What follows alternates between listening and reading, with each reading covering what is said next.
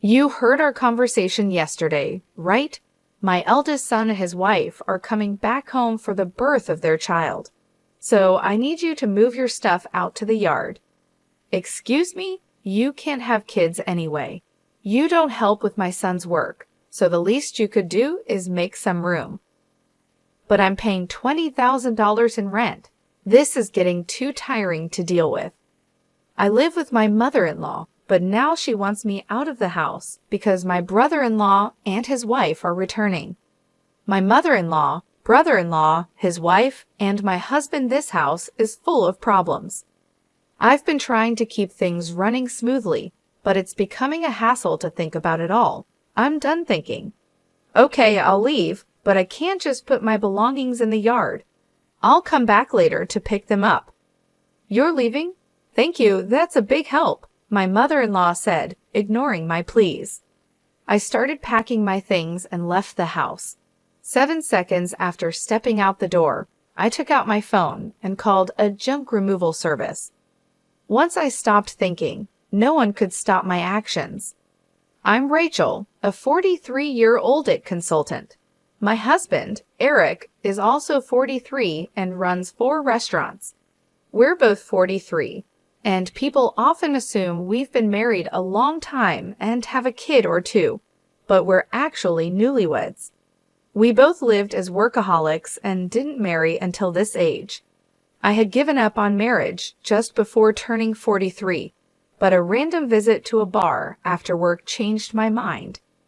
Is this your first time here? He asked. Yes, that's right. I have been curious about it for a while, but it was hard for me to go in alone because the place is so stylish. But I worked hard today, so I decided to go in as a reward to myself. I was relieved to find a counter where it was easy for a loner to spend time. We have many women who come alone, so feel free to visit anytime. My husband Eric chatted with me with a smile. I sat at the end of the bar. I knew he was just trying to attract a new customer, but for someone like me who had no friends to eat with at this age, even this kind of service felt nice. Feeling comfortable in Eric's restaurant, I started visiting often. I always sat at the end of the bar, and it became normal for Eric to chat with me while I ate. What does an IT consultant do? He asked. I introduce it to companies and do strategic planning. I've worked with restaurants too. Once I suggested a tablet-based ordering system to reduce labor costs and improve efficiency. Oh, the system that's become common? How much does that cost? For a place like this, it would cost about this much, I said, punching numbers into my phone calculator and showing him the screen.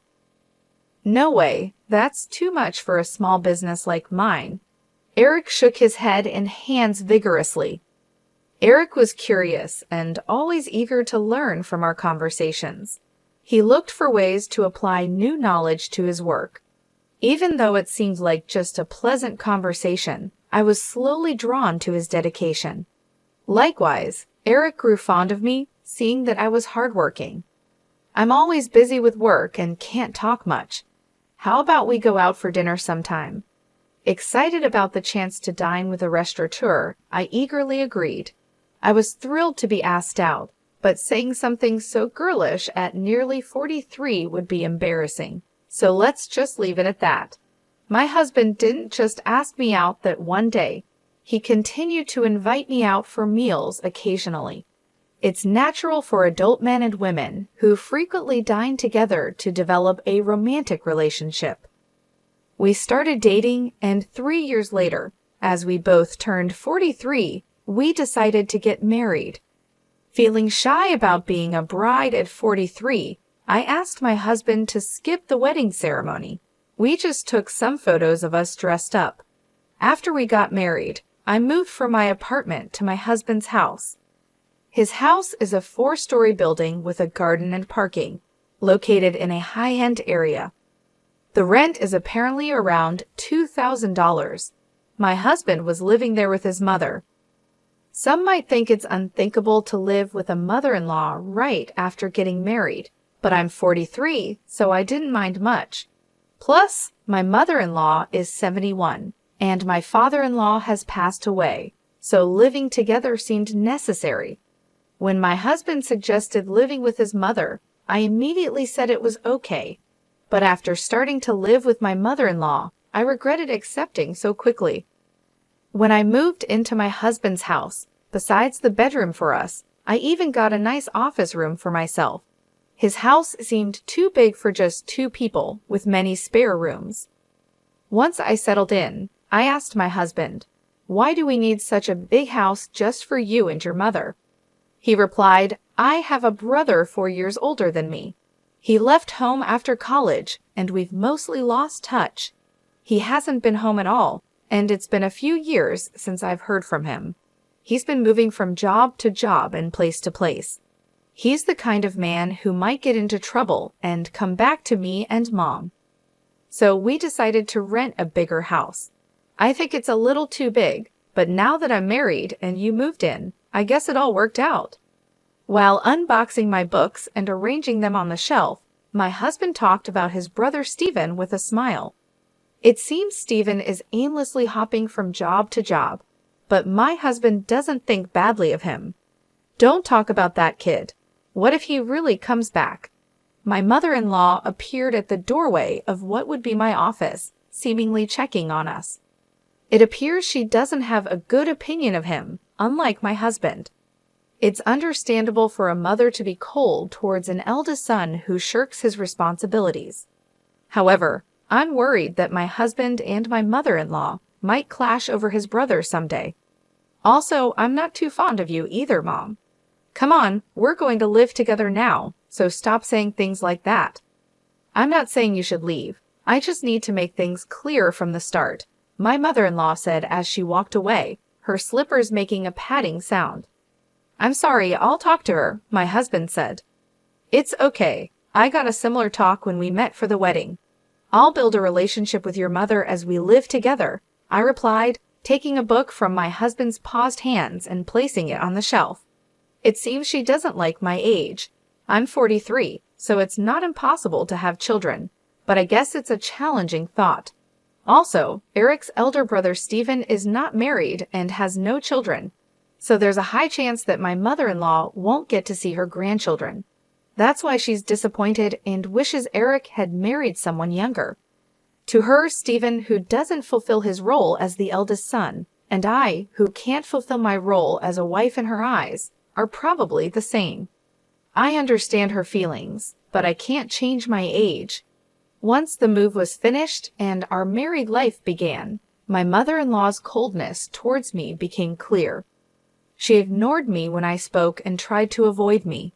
It's a bit lonely, but since there's no harassment or physical violence, I guess it's okay for now. I could build a relationship with her over time. My bigger concern is Eric. "Are you okay with your work?" I asked. "No, it's pretty bad. I need to take action soon, but it's tough to arrange the finances," Eric said, sitting at the dining table with his head in his hands. I stopped doing the dishes and sat down in front of him to listen. These are tough times. Prices are soaring, expenses are climbing, and customers are tightening their wallets. There's no end in sight. "If this keeps up, I might have to close another one of our stores," he continued. About a year into our marriage, the situation at Eric's restaurants worsened.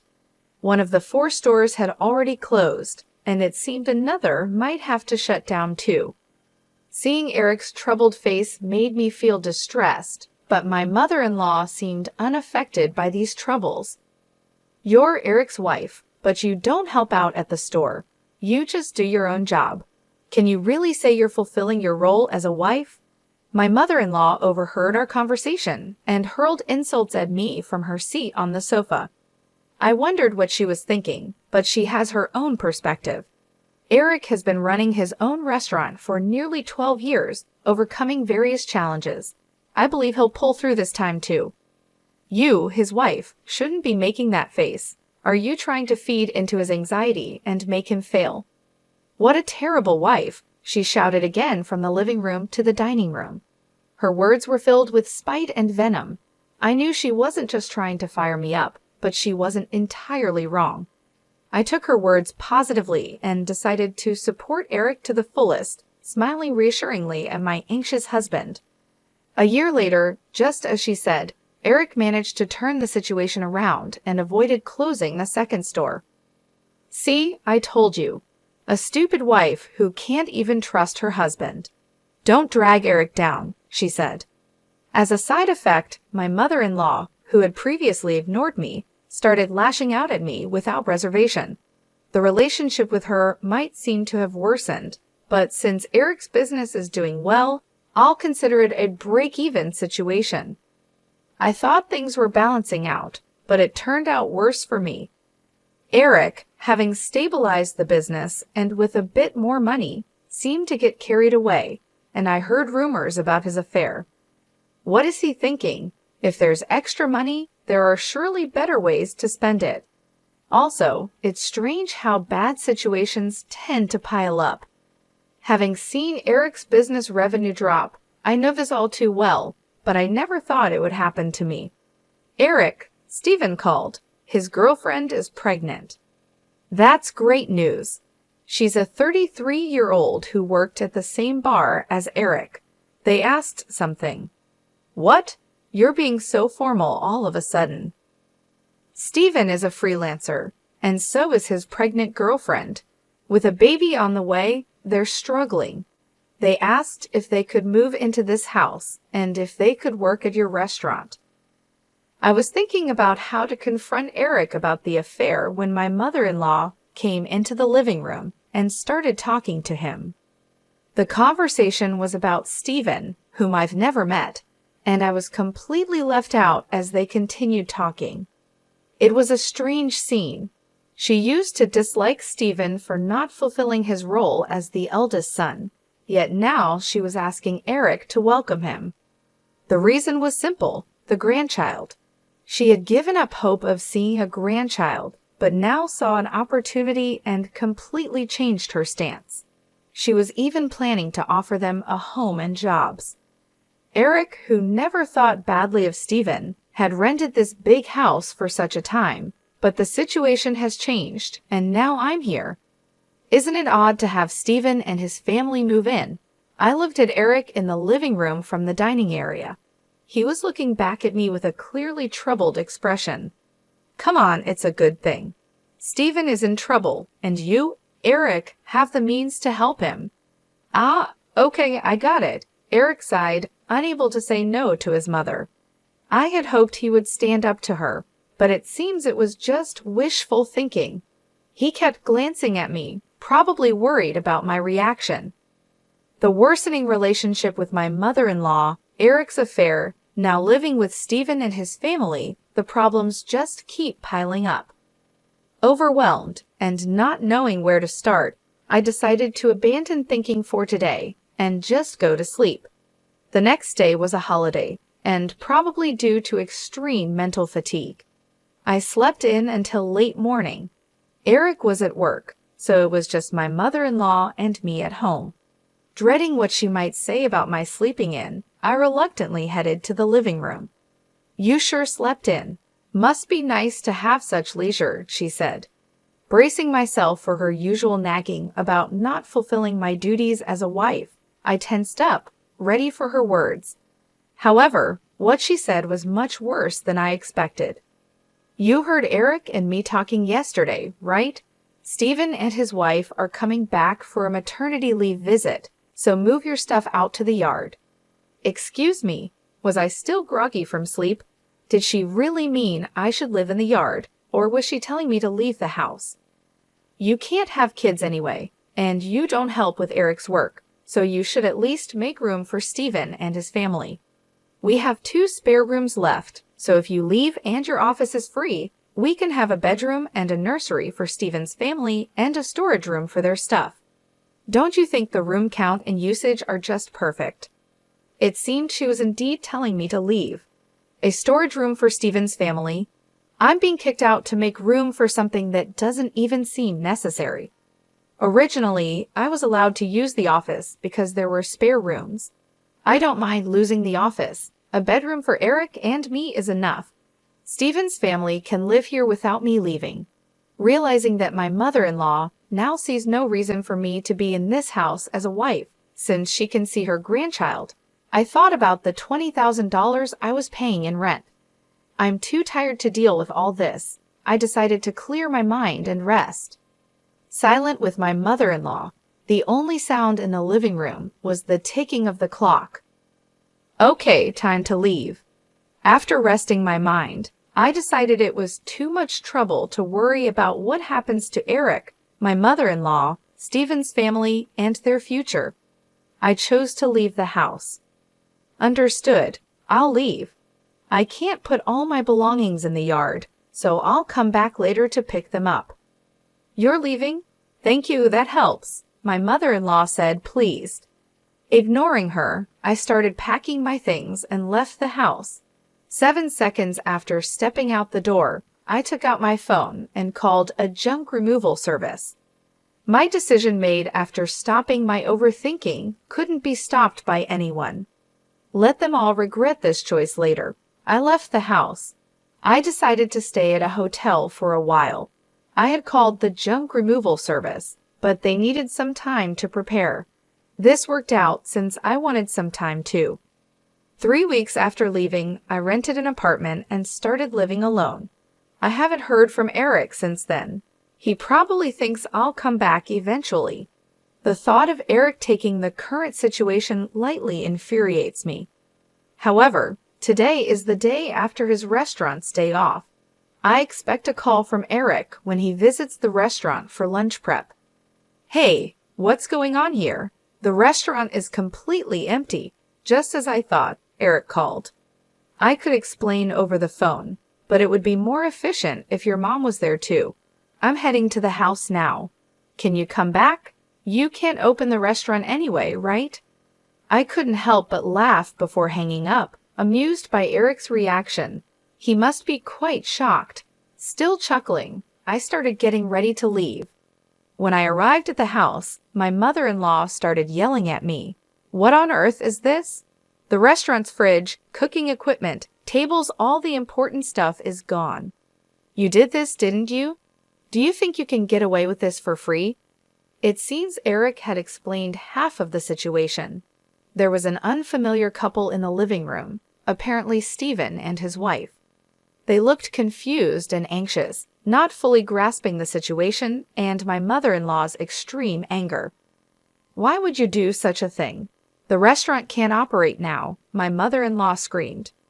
It's my restaurant, so there shouldn't be a problem with me starting the closing process or having the items I bought disposed of by a junk removal service, right? I replied. Huh?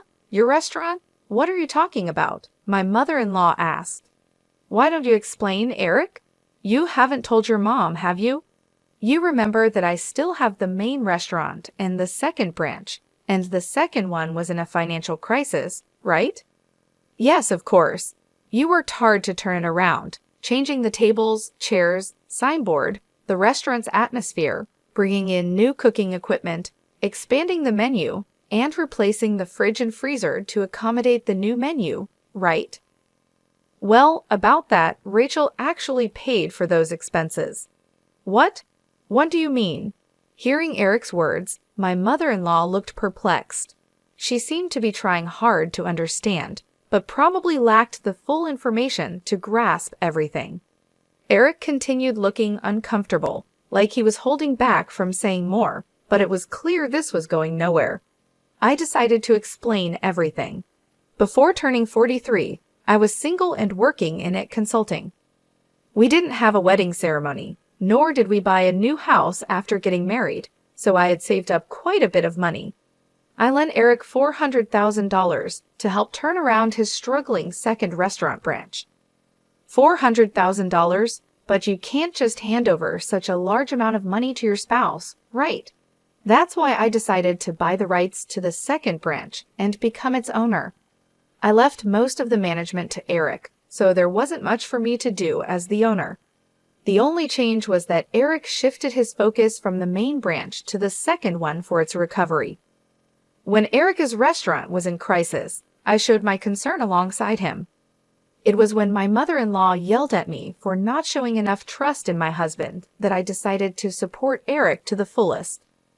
My form of support was giving him the money I had saved during my single years. "Eric, is this true?" she asked. "Yeah, it's true." She said it was okay if I failed and wasted the $400,000. She gave me the money, but since it was such a large amount, if it was going to fail anyway, she suggested becoming the owner. The plan was to pay back the borrowed $400,000 from the restaurant's earnings, but it was simpler for Rachel to become the owner and have the restaurant's income go directly to her. It also meant that she could decide whether to close the restaurant or not. "It's a lie. Can something like that really happen?" my mother-in-law exclaimed. "I understand it's hard to believe hearing this all of a sudden. That's why I brought some evidence." I spread documents like the business license, transfer of rights agreement, and lease agreement on the table, proving that I was the owner of the restaurant. My mother-in-law's face turned red as she confirmed my name on those documents. "Why didn't you say anything about this? You always talked about how you believed in Eric and how the restaurant was recovering, right? Even before we got married, you always encouraged Eric like that. He felt pressured by your words, but tried to live up to your expectations, not wanting to disappoint you as the head of the household. You're pretty cold to people like me and Steven who don't fulfill their roles, right? That's why Eric couldn't tell you he borrowed a large sum of money from me. He could have just told me," she protested. "That's why Eric couldn't speak his mind, because she gets upset easily. People like my mother-in-law often don't realize they're putting pressure on others. They might think it's just a small thing to say, but for the one under pressure, it's a huge burden, not something they can easily talk about. And even if they did speak up, she would likely be disappointed and start complaining." It was essential not to let Eric's spirit break under her constant jabs, especially when the restaurant was finally turning around. That's why I kept quiet too. But I really wished she had refused when Steven and his family were coming back. Probably Eric thought it was work-related and agreed without thinking much. "Mom, Rachel, I'm sorry. This situation is my fault for not being decisive enough. If I had managed the restaurant well from the start, Rachel wouldn't have had to lend her money. And if I wasn't so weak, I could have told you the truth. If Rachel decides to close the restaurant, then that's it." "But what about the part-time workers?" my mother-in-law asked. "Don't worry.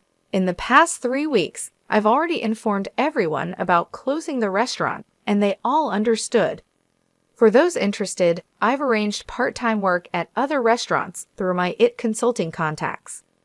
That's a relief. That was my only concern. So everyone was in on this, Rachel showing me an empty restaurant as a surprise, and everyone keeping the closure from me?